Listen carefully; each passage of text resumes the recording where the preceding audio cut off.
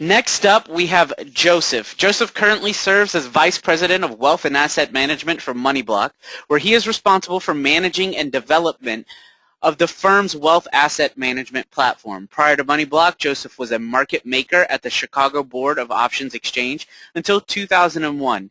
He moved off the floor that year and joined the management team of Options Express, where he utilized his CBOE experience to help build and grow OX's retail and full-service brokerage. Over the next 12 years, Joseph quickly grew his role from registered representative to senior vice president of education. He was directly responsible for the development of Options Express education and media programs, as well as an integral member of the platform development team. Joseph is frequently contributing to media outlets such as Wall Street Journal, Business Week, Barron's, CNBC, BNN, and Bloomberg, passionately delivering common-sense solutions to complex issues. Joseph is a graduate of Marquette University and holds a Series 4, 7, and 63 license. Joe, are you here with us? I am. Can you hear me now? Yes, I can, and I'm going to pass over the controls directly to you. Give me 1 second here and click Show My Screen, and any monitor that you select can be shown. Awesome. I appreciate it, and I'm humbled by your intro. So thank you, and thank you, everybody. I was just listening to Nigel speak on his approach utilizing technical analysis, and it was definitely a very engaging component of trading, and it was fun to watch, especially since I'm trying to cool down after being involved with 2 baseball games already today. But I want to welcome everybody to our discussion. We're going to switch gears a little bit, and we're going to talk again about options. And specifically, we're going to talk about options that expire on both a monthly and a weekly basis. And the weekly options have been growing in popularity enormously over the last couple of years, and it has been very attractive to the retail group. And so I wanted to show the merits of both those option series, and also talk about some of the potential pitfalls that people come across when they're utilizing both sets of options. In other words, trying to find the most optimal situation when you're utilizing these types of options. So you're also seeing on this screen, and if someone could just type in that they can see my screen, that would be great. You can just type in Y. I'd really appreciate it. Or no. Awesome. Thank you, Jack. Great. Thanks, guys. All right, so basically, I just want to talk about whom I am representing today. And also, we have a partner, TradeSpoon, that was involved, and we do a lot of different events with TradeSpoon. But Trading Block and MoneyBlock, what are those entities? Well, MoneyBlock is where advisors are managing money. So if you're seeking out an advisor that utilizes the tactics and techniques that some of us are talking about today, and they use it in form of how they manage your capital, you should definitely reach out to me, and you can get more information on that. Now, Trading Block is an entity where you can go in as a self-directed investor, and you can trade for yourself utilizing our powerful platform. So if you ever have any questions or considerations, you're going to get my email address, but that's where you can go whether you're looking for an advisor or you are looking for a great self-directed platform. And we have a whole bunch of new products that are be coming out very soon on our platform that are going to be second to none. I did mention our partners in today's presentation, along with the with all the other entities here, but TradeSpoon is a proud partner, and Vlad Karpel is the founder of TradeSpoon and is also an employee of AOS, which does business as Trading Block and MoneyBlock, a registered broker-dealer, FINRA, NFA, SIPC member, and registered investment advisor. TradeSpoon and AOS are not affiliated companies, and the content contained in TradeSpoon is not endorsed by AOS. AOS has an advertising and marketing arrangement with parties such as TradeSpoon that are not registered or regulated broker-dealers. And AOS may pay fees or provide other forms of compensation in exchange for marketing. Now, options do involve risk, folks. You've heard this many, many times over, and may not be suitable for all investors. So please take an opportunity to read the characteristics and risks of standardized options, and go to the optionsclearingcorp.com. or you can go to MoneyBlock or TradingBlock.com websites, or you can go to our 800 number. As always, any stock, option, or future symbol that I'm going to discuss today are for illustrative and educational purposes only and should not be intended to portray a recommendation to buy, sell, or hold any particular security or an underlying asset. Okay, now let's get down to the brass tacks. And I know a lot of you have been on, and these days do come quick, so I'm going to keep this as a very tight discussion. There are going to be other future discussions that we can bring up with, in other words, types of strategies that you can deploy with these different types of option classifications. But we want to define what a monthly option is. We want to define what a weekly option is. Then we're going to talk about in the money, out of the money, at the money. Now, folks, I'm going to take a very different approach, one that you probably have not heard a lot. And we're going to talk about time decay and duration and the importance of how that influences not only the strategic approach, but also your probability of success, as well as what are the most optimal situations for utilizing whether it's monthly, weekly, or in, out, or at the money options. Okay, and then we're going to show a study. We built out a study that compares premium harvesting strategies for weeklies and monthlies. In other words, we're going to show selling strangles. We're going to sell options, and we're going to show something that I think might actually be surprising to you what the results are. Okay, so first of all, what is a monthly option? Well, technically speaking, a standardized monthly option expires on the Saturday following the third Friday. Almost everyone on this webinar that's ever traded an option has come across this, an expiration cycle. So in other words, on the third Friday of every month is the last trading day for an equity option. Now, if you're trading cash-settled options or futures options, the last trading day is Thursday, and then they have a settlement day, which is on Friday morning, that third Friday. The reason why options expire on that third Friday, some people have asked, and most of you probably have never heard this. The reason why we did that as an industry is because it offered the least amount of scheduling conflicts, like holidays, things of that nature. And again, what is a monthly option? A monthly option is basically an option that has about 30 days to expiration, plus or minus, right? So again, you can have 30 days, 60 days, 90 days, all the way out to 2 years out. Those are called leaps. But in other words, you have at least 30 days till expiration. Now, weeklies. These are options that provide expiration opportunities every week. Now, some people might go, why in goodness names did we roll out with weeklies? Well, there's a variety of reasons. And really, the basis for weekly options was one of the, I've asked this before in the past at events, and most people just go, because the industry wanted you to trade more. And that actually wasn't it at all. The reason why is because there are typically quite a few binary events. And you're going to hear that term a lot more, so I'm going to say it a lot, and then I'll explain what binary means. Binary events are events like earnings, like employment data reports, FDA-type news implications. And that's the main reason why weeklies started to come to fruition. And they're listed on a Thursday, right? Weeklies are typically listed on a Thursday and expire that following Friday. So last Thursday, we had weeklies that were listed for this week.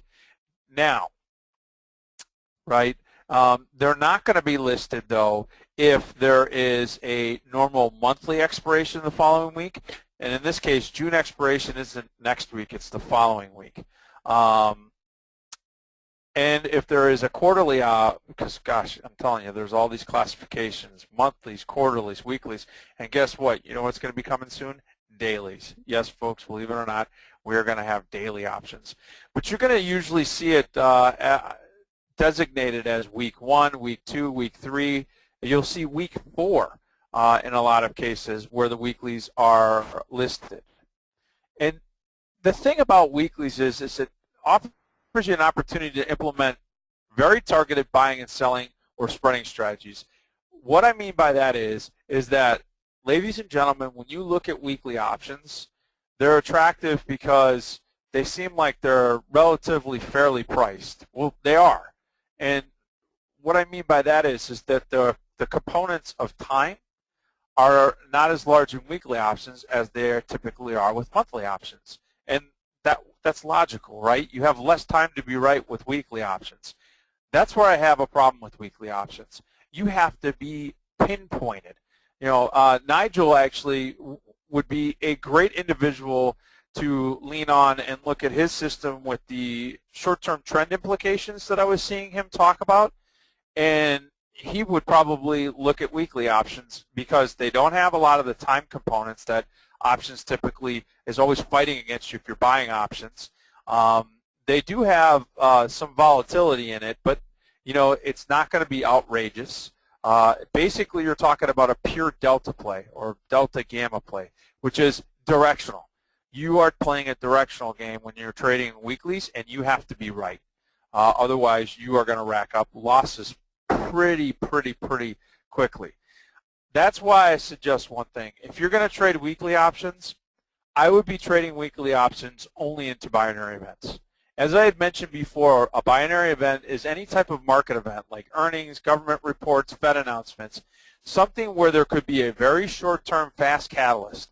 I would not be trading weekly options unless there was something out there of that nature, whether buying or selling, folks. It's the reason why is that you have very little time to be right. So your probabilities of success are going to be quite low when you're looking at these options, especially if the stock immediately goes against you.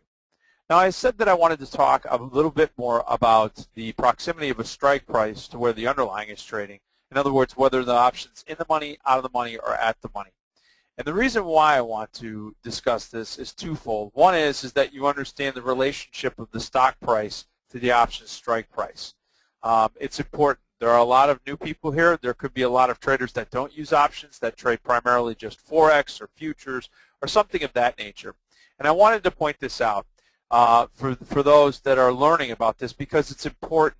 It's important to understand because the proximity of that strike price is going to impact your strategy selection and specifically your strike selection because based on your bullishness, bearishness, or your neutrality, your strike selection and that proximity of that strike to the underlying, it will affect the outcome.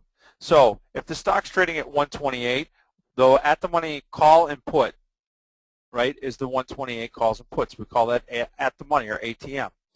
Now, the out of the money options, which are indicated here with the red OTMs, the out of the money options for the calls are above, the strike price is above where the stock is trading, and for the puts, the out of the money options are the strike prices below. Okay, and the in the money options, as designated by the green ITM, are for the calls, any strike price that is below where the stock is currently trading, and for the puts, it's any put strike price that is above where the stock is trading. Now, I want to ask a quick question. And no, this isn't total novice forum, but I'm going to ask this question, and actually I will ask this to Ghana. Ghana, let me ask you a question. Is time decay the same for both in the money, at the money, and out of the money options? In other words, most of you have seen a graph that looks an awful lot like this. When you think of time decay, it looks like that, right? So is that the same for both in the money, at the money, and out of the money options? Okay. Great, thank you. It's not, and there's a reason why. This is why I want to point this out, because for those of you that start to use weekly options to sell against your holdings because you're looking to get quick premium decay, the bottom line is that you are actually not getting that time decay that you would normally associate with a time decay graph. The time decay graph that you've become accustomed seeing is this one right here, and that's for at-the-money options, and that occurs in the last 30 days. All right, so for those of you that are going to be premium sellers and you're selling these weekly options against your stock, folks, I'm telling you, you're not deploying the right strategy unless you have one of two things. Either one, you're selling a deep in the money option that's a weekly, and you're basically just trying to get out of a stock holding naturally.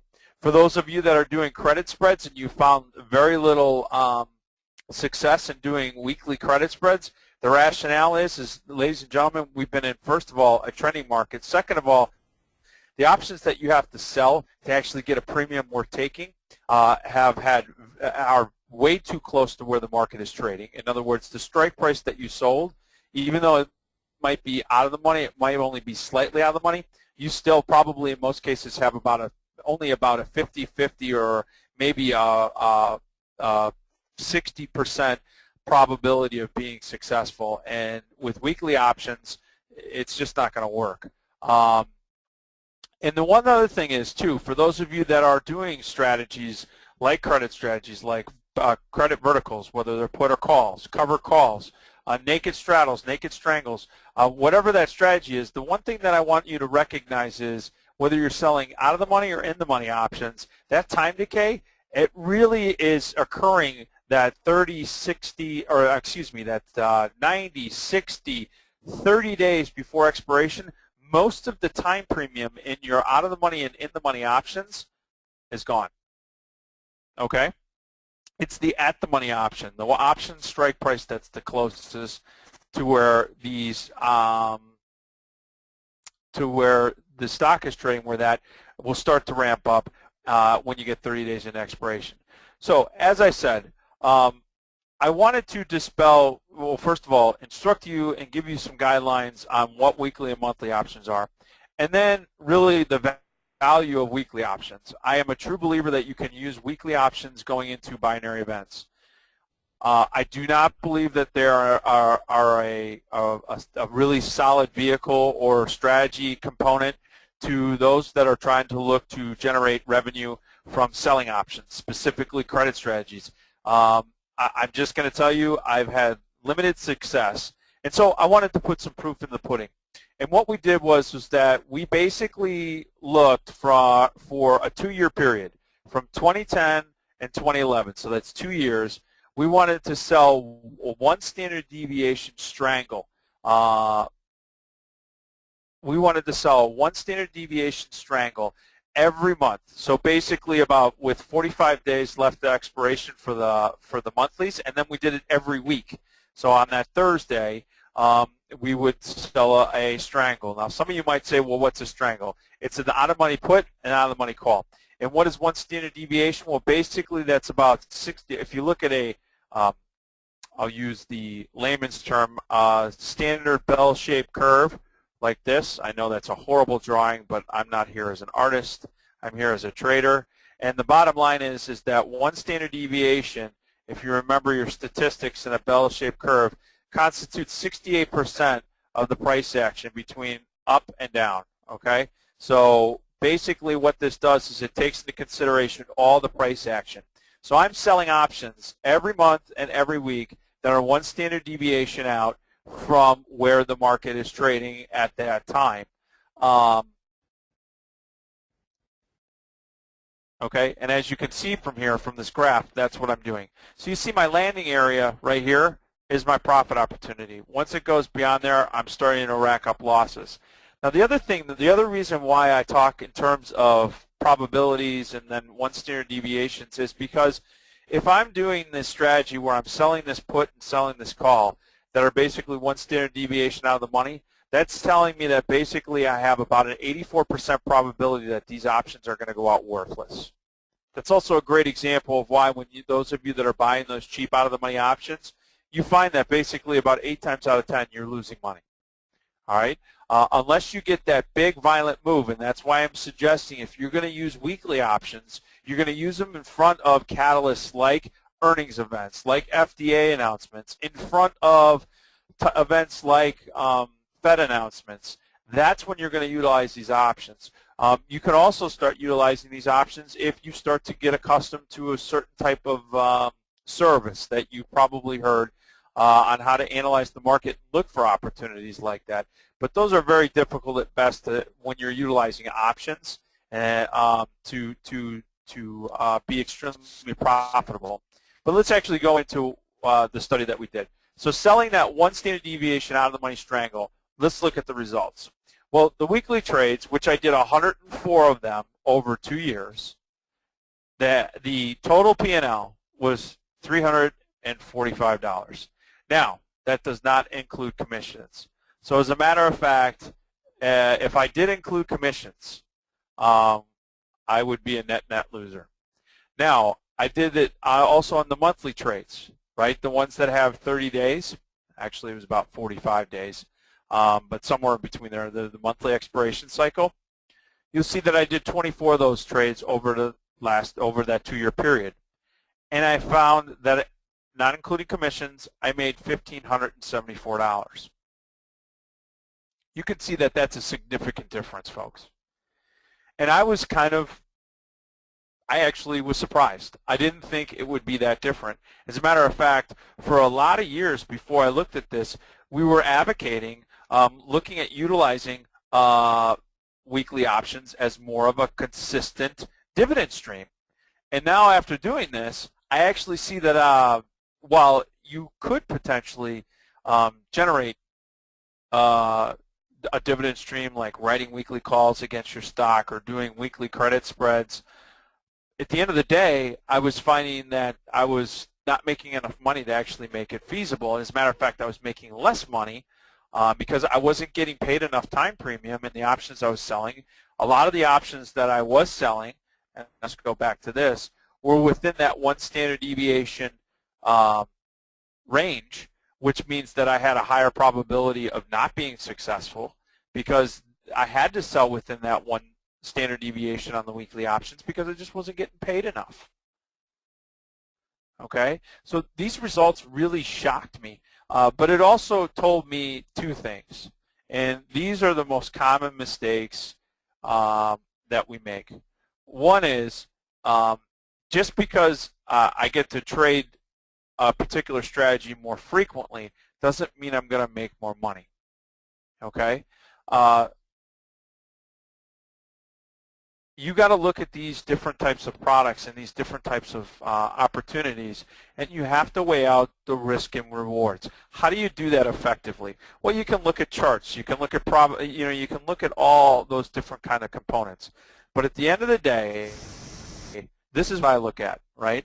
Now, I look at it in terms of utilizing statistics as well as my knowledge of what is the most optimal strategy based on my directional bias and my perception of volatility. Now, I did that in the spider. So some of you might go, well, Joe, but that was done on a broad-based index. I'm not completely shocked. So I just pulled out a stock, and I did the same period of time. I just did Amazon. I followed it and traded it many, many times. And surprisingly, over that 2-year period, you'd think that Amazon was a lot more volatile, but it really wasn't. But the point being is that I looked at Amazon. I did the same 104 trades for the weeklies and the same 24 trades for the monthlies. And you can see that, again, doing the monthly strangles, one standard deviation out, versus the weekly strangles, one standard deviation out, I basically made twice as much money. And again, I was shocked. I really didn't think that, that strategy that I thought, because you could deploy, because the law of large numbers, in other words, if I deployed that more frequently, that I would have a greater level of success, that I would see that my wins would start to be bigger. Now, what I didn't march out was also, and I'm sorry you're hearing my wonderful dog since I get to do this from my lovely home, but I also, the one thing that I didn't put on here was the number of wins versus losses. Surprisingly, the win-loss ratio was pretty close to one another. It was the amount that I was winning versus the amount that I was losing. So the frequency did not increase my success, which is what I thought it would. because I can do it more often, it should improve my probabilities of success. And while this was successful in terms of I did run a profit, it was not as profitable as the monthlies. So what's the whole point here? Well, two things. One is that if you're going to utilize monthly options, I think you got to look at it in terms of what's your approach. In other words, what's your bias, both for the market and for volatility, and then you got to say, do I need time? Because A, I don't have some sort of catalyst like an event, or B, it allows me to participate in a market where I have basically a 75 to 80% probability of being right. One other thing, too, that I want to say before I, again, talk a little bit more about monthlies and weeklies and the merits and so forth. If you all can do one thing, work on your sizing. The biggest mistake that all of us traders make is we trade too big. There is no sure thing. And the bottom line is that, and I've made this mistake over my career, over the last 20 years, I've made it on multiple occasions. Periodically, I catch myself doing this. I trade too big. There is no sure thing. Even though I see an 80% probability of success, even though I may have the best feel in the world through this technical tool or this tool that generates trade ideas, and it has just been consistent as heck. The bottom line is that the moment that I go too big is the moment that I really get hurt. So size does matter.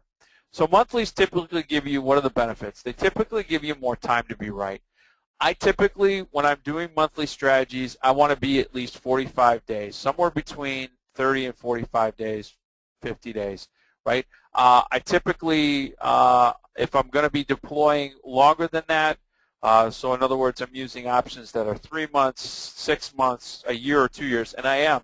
I've been trading 1 year calendar spreads and diagonals for the last 3 weeks with this uptrending market, and we do webinars on this all the time. It's been an extremely successful strategic approach during this environment for the last 3 weeks. And having that time to be right, and I'm doing that both long and short, by the way, it allows me to make timely adjustments, and I've sized it so that I never have. And in my case, I'm looking at doing between 1.5% and 3.5% of the portfolio that I have that I'm managing is my deployment as far as my risk capital. All right, and these using monthly strategies is going to take longer, but you're going to get paid for that. Whether for sellers and for buyers, it's going to give you the ability to deploy other strategies to optimize if, in fact, the trend isn't working in your favor, but it does give you time. Now, weeklies, I purely look at the weeklies product as an excellent product for binary events. So let's say, for example, I had a monthly option that I bought maybe last week, and it doesn't expire until July. Well, what I don't want to do is buy another July option as an offset, whether I bought a call and I don't want to sell an upside call for that July expiration, that monthly expiration cycle. But what I might want to do is I might want to sell a weekly out of the money call because, let's say for sake of example, the sector, even though there's no binary event specifically for that stock, maybe that sector has some key critical, like let's say it's an oil stock and crude inventories is coming out, right? So I'm waiting for an economic event, right? And I could actually go out and sell a weekly call against the option that I have on a monthly. And if that option goes out worthless, that basically took care of any premium risk that, like time decay, volatility, that I would have. That might be something in there. For those of you that like to play earnings events, you can use the weekly options, and play it either directionally, or you can do things like straddles and strangles. The other thing is, too, is that if a lot of you like to be engaged and you trade small, you can utilize the weekly options to deploy strategies, but remember, size appropriately, okay? And always remember, because you have less time with those weekly options, you really have to be right. And you have to be disciplined enough to not only size correctly, but also if you are right, let's say you do purchase a weekly option. One thing that I found, if you're selling options, and let's say you sold a weekly option for $1 and a couple of days later it's trading at 50 cents, I found that the most optimal time to start taking profits on credit strategies is somewhere between 50 and 75% of your profit threshold. On the debit side, in other words, when you're buying options, that's where your discipline's going to have to come in. I haven't done a lot of studies on debit strategies. I tend, me personally, and as a money manager, I tend to pull profits off.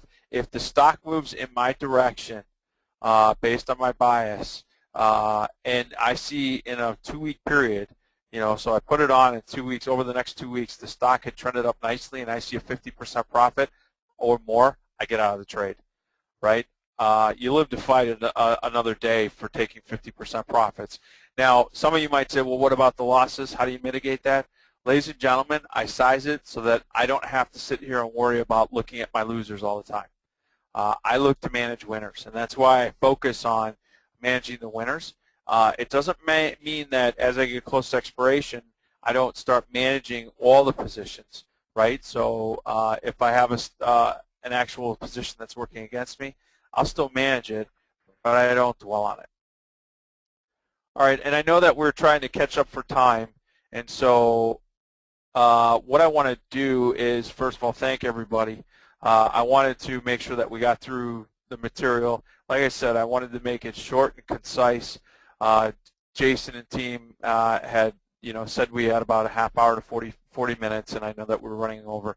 So why don't you shoot some questions in here. Also, you see my contact information. This actually goes directly to me, support at MoneyBlock and support at Trading Block. Those go directly to me. Some of you might ask, well, why don't you give your personal email address? I can. It's my first initial and my last name, J. Cusick, but support's a lot easier than Cusick. People misspell it all the time. The last thing is that I know that Tradespoon has a special web offer. If you go to tradespoon.com/deal, any questions or considerations about this deal that they're offering, you can actually go in and send an email to info@tradespoon.com, and I know that there's going to be an email that goes out later, and I will actually put in the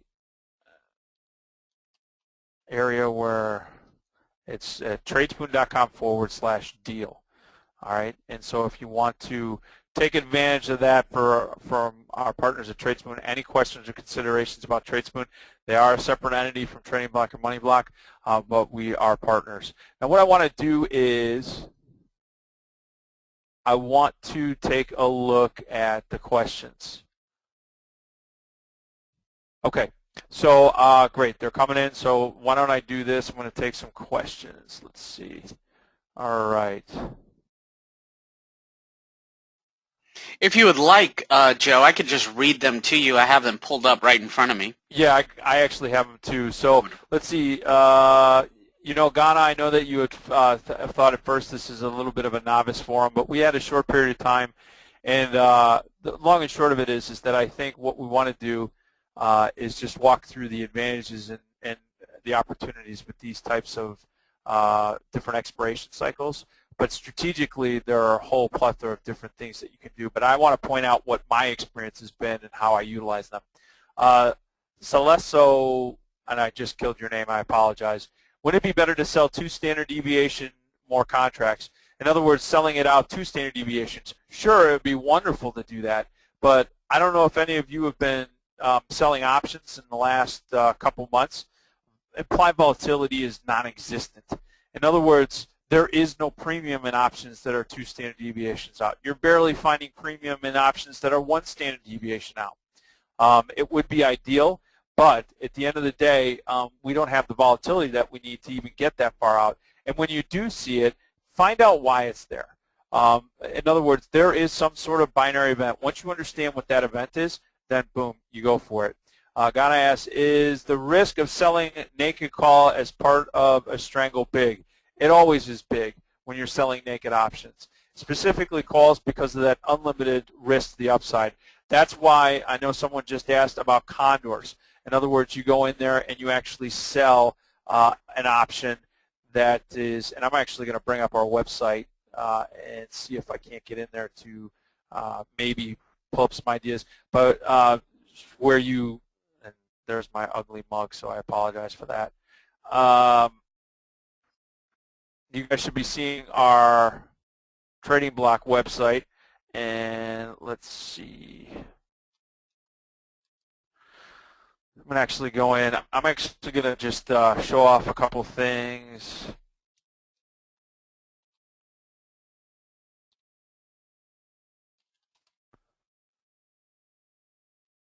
Okay. And so Ghana, yes, you have that unlimited risk. So I wouldn't, especially if you're not selling at least one standard deviation. And I apologize. This happens sometimes when I use GoToMeeting. My system freezes up. But I apologize for this. Basically, yeah, I would be very careful about selling naked calls, even if you statistically have the the probabilities in your favor. And I don't know why this is, but I'm going to kill that page. All right, let's do this. Why does price matter? The market is the same for one contract or 50.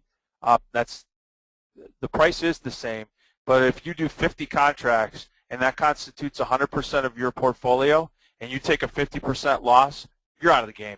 You're done.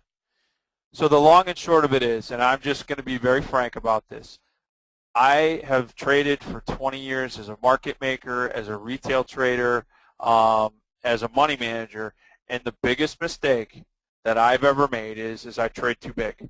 I don't care how much of a slam dunk you think it is. It only takes one loss that wipes out anywhere between 20 and 25% of your account, and you were fighting basically for the remainder of the year to get break even. As a matter of fact, the only time that I got break even after taking a hit like that was having to put more capital in there. So be very careful about sizing. It is the most critical component of anything that we can discuss today. Albert's asking, what is the current best income strategy, condor, butterfly, strangle, straddle? Albert, there is no perfect strategy. I know you've heard that. So for example, in this current environment right now, I've been doing what's called calendar spreads and diagonals.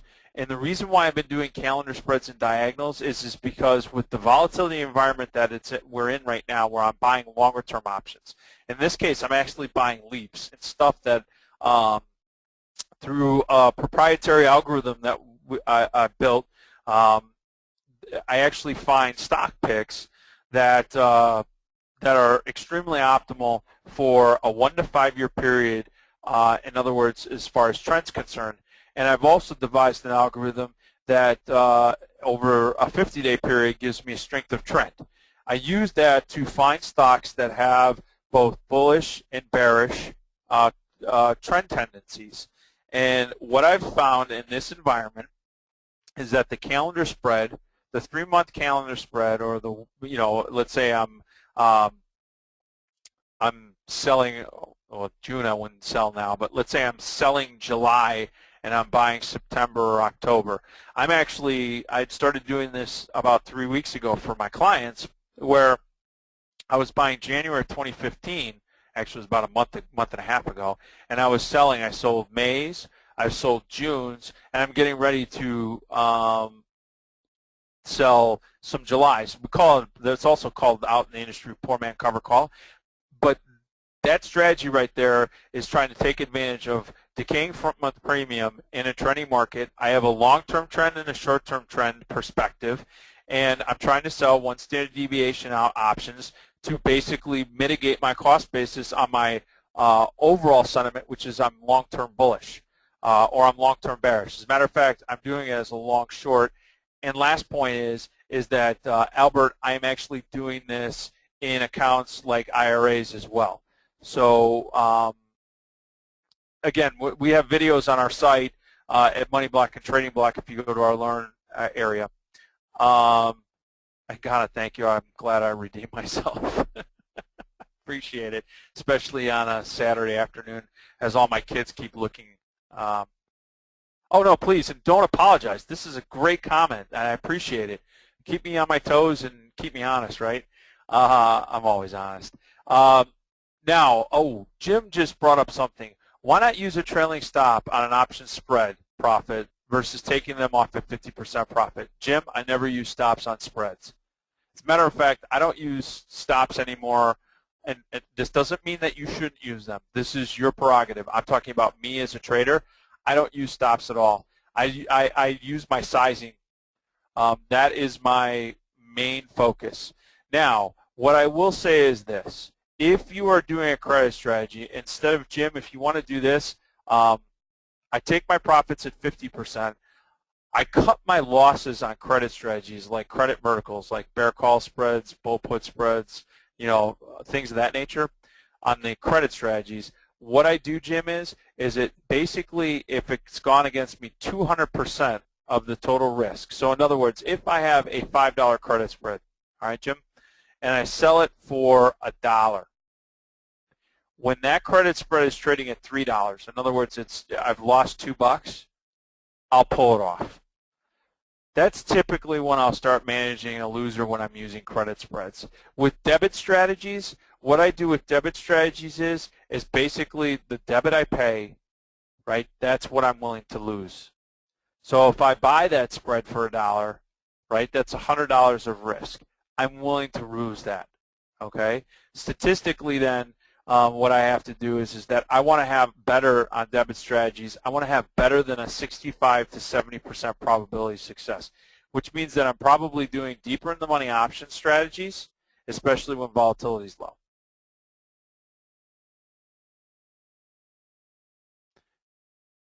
Oh, you bet.